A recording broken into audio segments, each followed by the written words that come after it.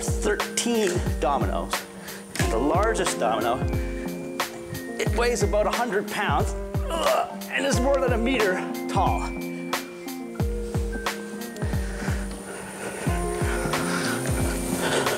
Ready?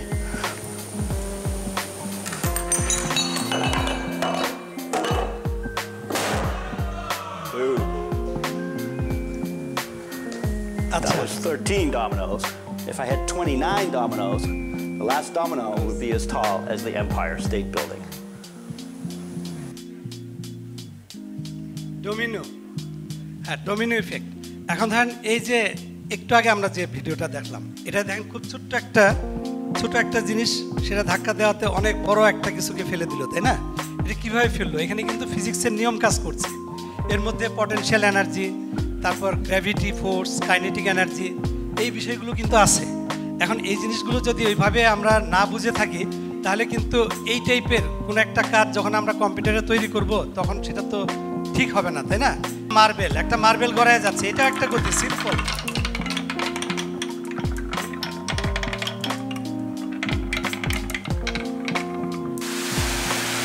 আবার রকেটের গতি, হ্যাঁ।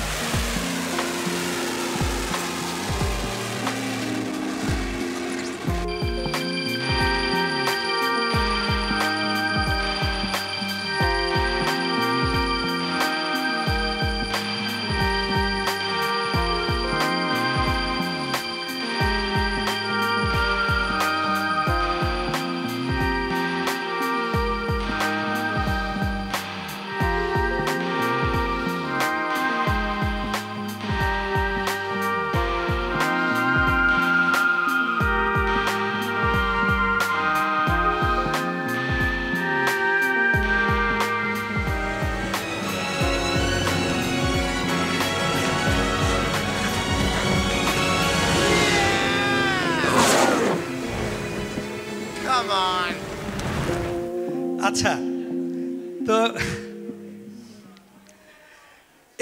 এই যে একটু আগে যে মুভিটা দেখলেন, এখানে অনেক মুভমেন্ট, অনেক জটিল মুভমেন্ট আছে। এই ধরনের জটিল মুভমেন্ট কিন্তু এমনি তৈরি হয় নাই।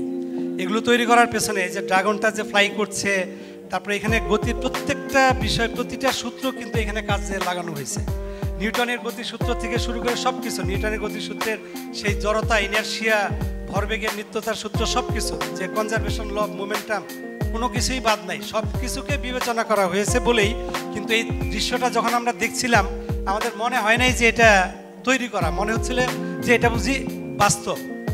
যদি এটা আমাদের এই নিয়মগুলো যদি এখানে অ্যাপ্লাই করা না হতো ফিজিক্সের, তাহলে কি হতো? আমাদের কাছে এটা মনে হতো এটা একটা ভুয়া জিনিস, ফেক, তাই মনে হতো না?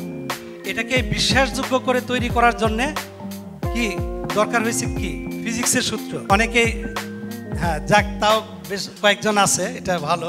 তা আপনারা জানেন যে অ্যানিমেশন তৈরি করতে গেলে আমাদের যে ধরনের কৌশলগুলো জানতে হয়, সেই কৌশলগুলো কি কি? এখানে যে এই কৌশলগুলো, যেমন ধরেন আমরা কি করি, আমরা কি ফ্রেম অ্যানিমেশন, তারপরে এই যে path constraint, look at constraint, orient constraint, তারপর বিভিন্ন ধরনের controller, noise controller, then waveform controller, link constraint, তাই না? ডাইনামিক সিমুলেশনের জন্য particle dynamics, fluid dynamics, object dynamics, cloth simulation, air simulation, অনেকেই কিন্তু আমরা এই কাজগুলো জানি এবং এগুলো দিয়ে আমরা তো একই কাজই করছি, এই জিনিসগুলো আমরা ব্যবহার করছি, রাইট?